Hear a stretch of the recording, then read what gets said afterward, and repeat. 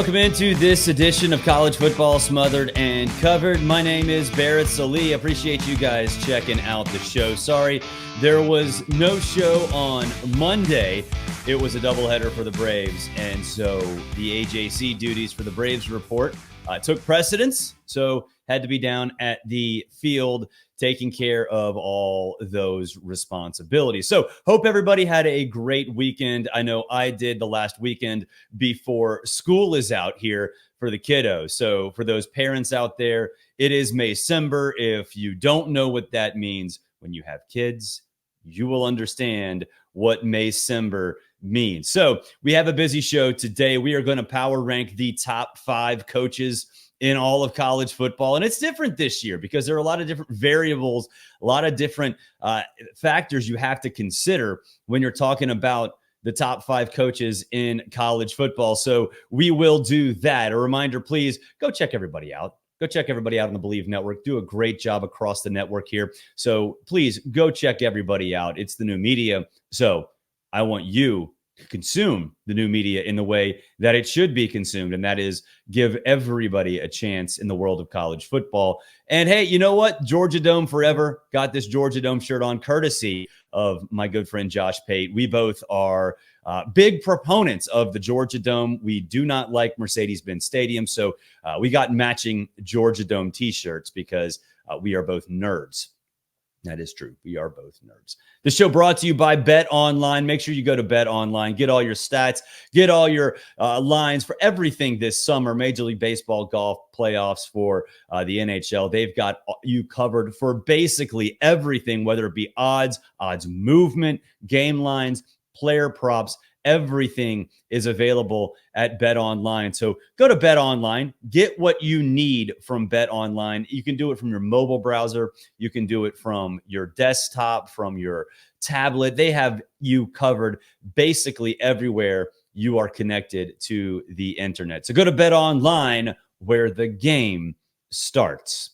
Okay, so we are going to power rank coaches, which means it is yelling season. Yeah, it's list season too, but it is yelling season. So here are my top 5 coaches in the world of college football.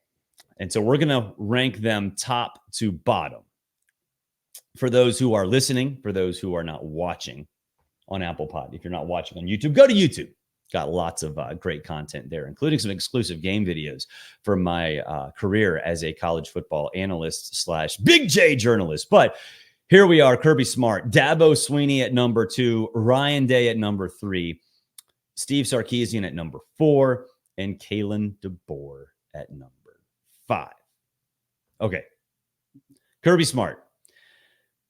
Don't need a ton of explanation here, but we're going to do it anyway because this is a show about college football. So Kirby Smart, I think in 2017, when they won the Rose Bowl, they went to the national championship game.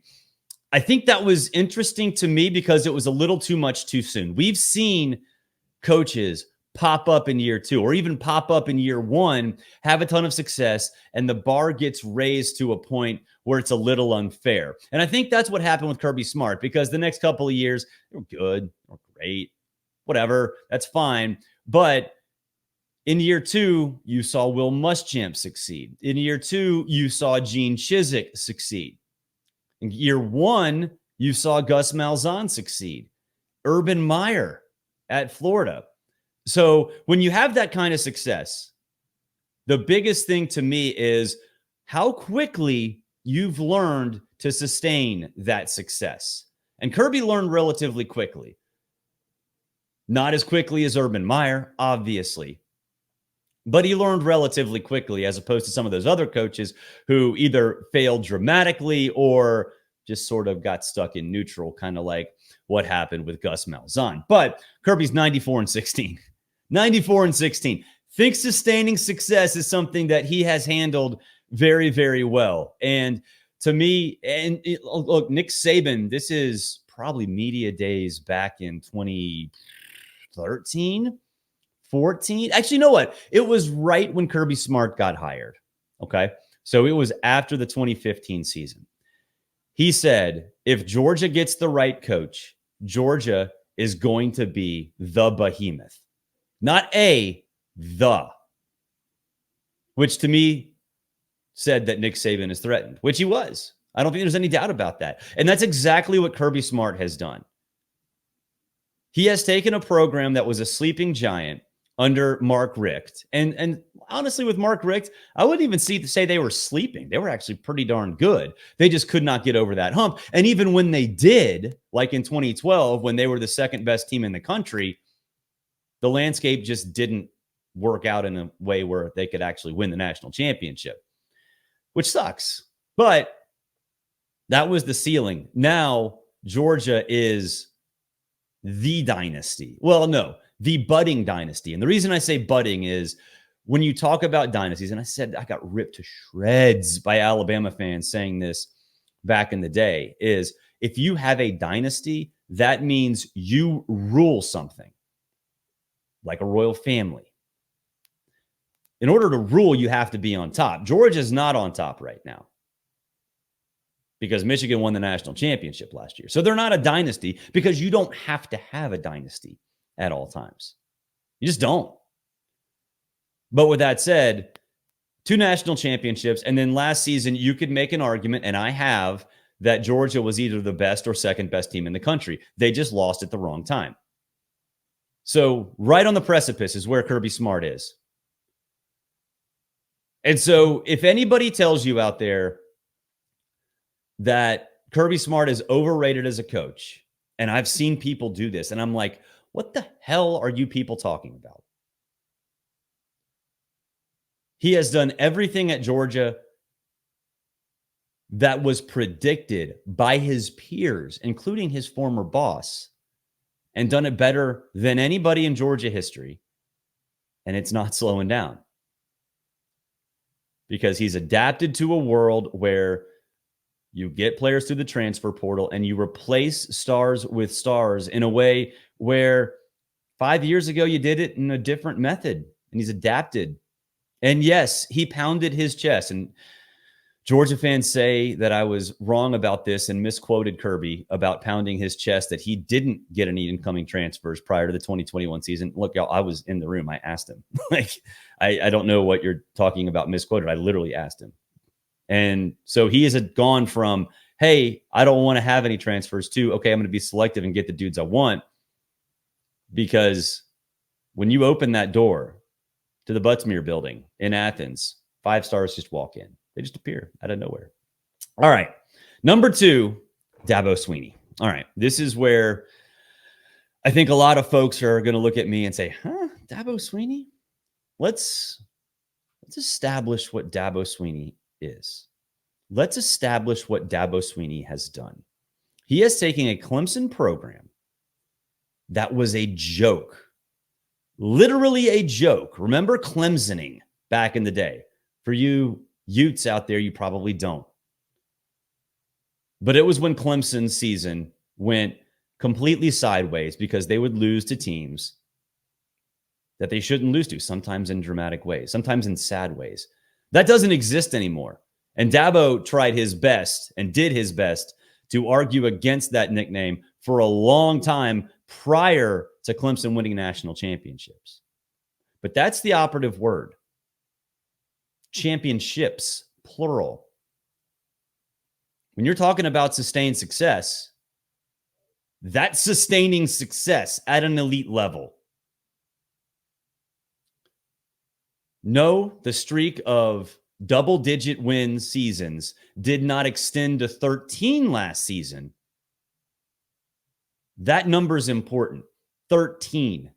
The floor is a single-digit 9-win season. If that does not tell you that Dabo is an elite coach, I don't know what does. Now, is this a referendum year for Dabo Swinney? Absolutely. Because this is going to be one that tells you, is that success, is that national championship success founded on Deshaun Watson and Trevor Lawrence, 2 generational quarterbacks, or is it on Dabo Swinney? We don't know, but we're going to find out. But until we do, until we know exactly what Dabo Swinney is as a head coach, it's impossible to ignore the fact that he built Clemson into a 900-pound gorilla. And so we're going to find that out this year. But right now, he's the second best coach in the country. He's still there. He never went anywhere. And I'm fascinated to see what happens if Clemson is able to win the ACC. Because Dabo's naysayers, and there are a lot of them, and they're in our industry. And I think they say things that they say about Dabo for reasons that extend beyond the college football world. And I think you can sort of guess what those reasons are. Most notably is faith. A lot of people in our industry don't like that. It's the truth. And so they want to see Dabo fail. And so if he doesn't this year, the narrative will shift, and I promise you this will happen, to, well, the ACC was down. ACC sucks. That's the ACC. Whatever. Don't be fooled by that. Because if he wins double digits again, he's making the playoff. And if you make the playoff, you're a damn good head coach. I don't care what anybody says. Number 3, Ryan Day. Going to get a lot of heat for this one too. Because Ryan Day has not won the big one. A lot like Georgia last year, Ryan Day's Ohio State team was the second best team in the country 2 years ago.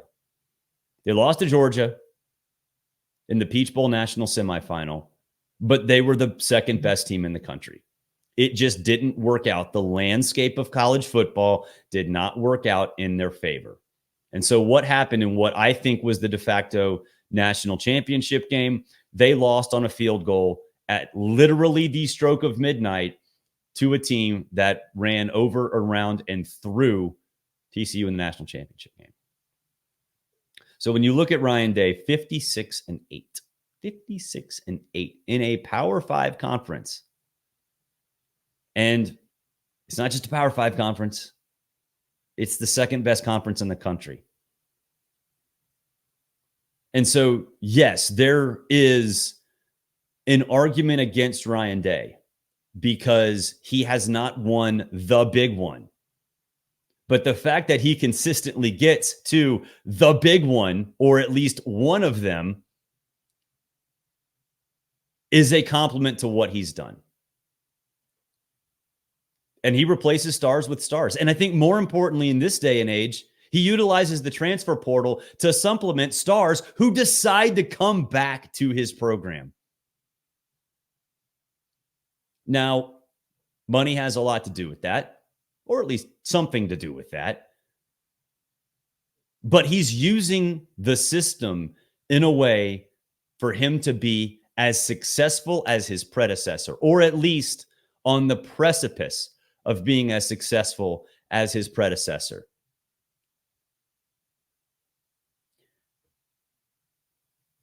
Who else are you going to put above Ryan Day in this day and age?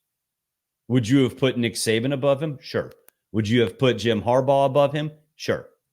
Those two guys are gone.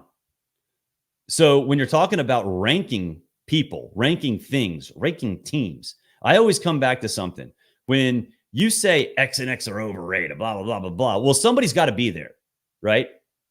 You can't say Team X or Coach X or Player X is overrated and not have an answer as to who should be there.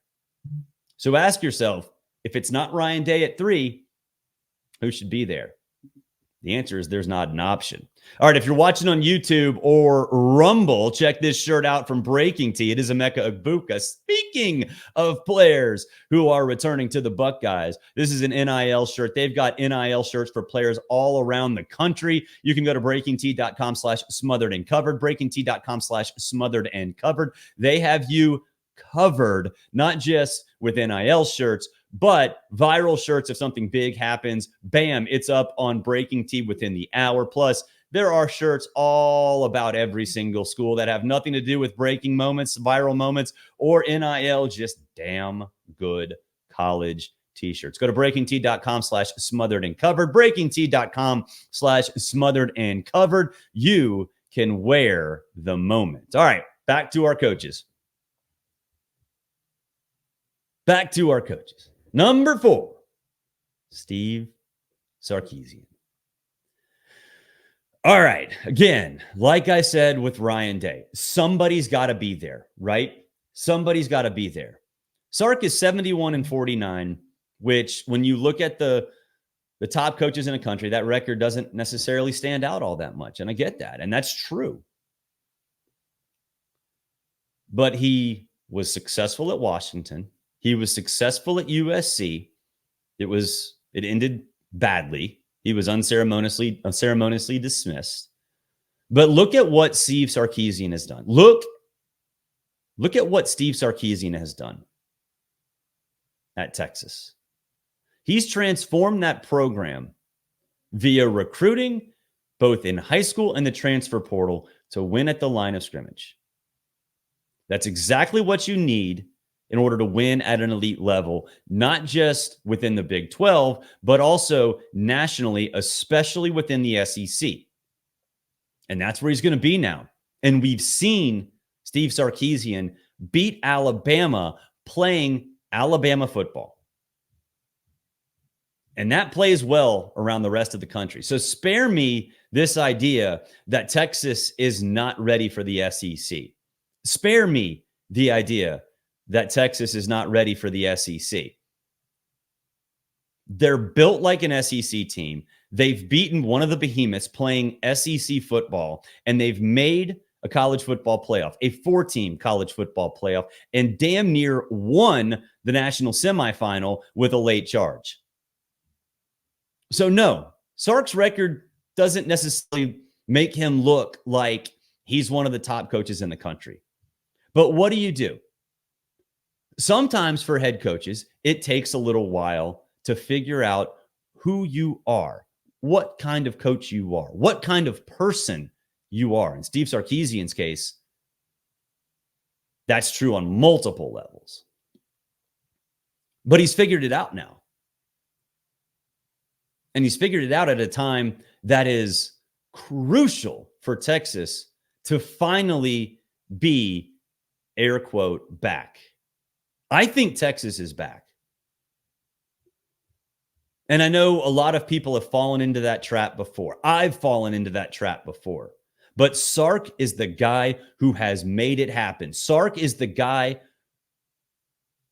who has developed this team to win at the line of scrimmage on both sides of the ball, which is exactly what you need to have happen if you're going to win in the SEC. And I truly believe that he is the guy who can do it. And again, kind of like what I said with Ryan Day. You can say he's overrated. That's fine. You can't end the thought there. You have to follow up that sentence with somebody who deserves to be in the number 4 spot. Who are you going to put? You're going to put Kalen DeBoer? You've seen he's my number 5. Make an argument. You're going to put Kyle Whittingham in there? It's a good option. Make an argument. I don't think that argument is accurate, but I'm willing to hear it. And you can make a good one. There's no doubt. But I think that Sark deserves it because he's evolved into an elite head coach through some very trying circumstances. All right, last one, Kalen DeBoer. And look, there are 2 different ways to look at this. The first is that Kalen DeBoer is 104-12. He's won quickly every single place he's gone. He's led Washington to a national championship game. Okay. The other part of that conversation is, what does he do at Alabama? Because what Kalen DeBoer did in his previous 3 stops is a completely different conversation than what is he going to do at Alabama? Because obviously the latter is an unknown. But there's no way you can look at his success and say anything other than he is elite. He has turned programs around, multiple. He has turned programs around at every single possible level and done it quickly. Now, his challenge at Alabama is unlike anything we've ever seen. And I know you can say, okay, yeah, replacing Bear Bryant is the same exact thing. No, it's not. It's a completely different world for Kalen DeBoer. That's 2 generations ago. You didn't have the transfer portal. You don't have the NIL aspect. You don't have assistant coaches moving around every single minute of every single day. You don't have to re-recruit your own players 24/7, 365. So no, replacing Bear Bryant is not the same as replacing Kalen DeBoer. There's no blueprint for this. But what we do know about Kalen DeBoer is that he has been successful and done it quickly at every single stop. Now, the one question, and he has not answered this, at the FBS level, can he sustain that success? He hasn't had the chance to because he's jumped from good job at Fresno State to great job at Washington to an elite job at Alabama, and he's done it quickly. So his success has prevented him from actually proving the last step of becoming an elite coach. I mean, okay.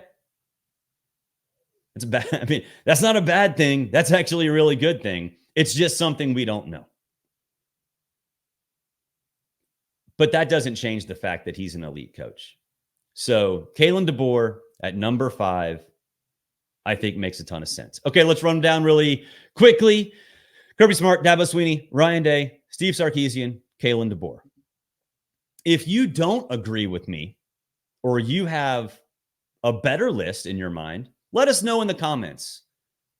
Subscribe, review, let us know in the comments because I would love to debate this with you and not just, oh, you're a troll, you're searching for clicks. No. I want to know what your thoughts are. So subscribe, review, make some comments on YouTube. Go to youtube.com, search for Smothered and Covered. We're there. Love it there. So please do that. A reminder, this show brought to you by BetOnline, where the game starts. Don't forget to go to BetOnline for all your player props, lines, everything they have over there. It's just fantastic. So until next time, hopefully Maycember doesn't get in the way on Wednesday. For those of you, again, who don't know what that is, if you have kids, you will understand exactly what that is.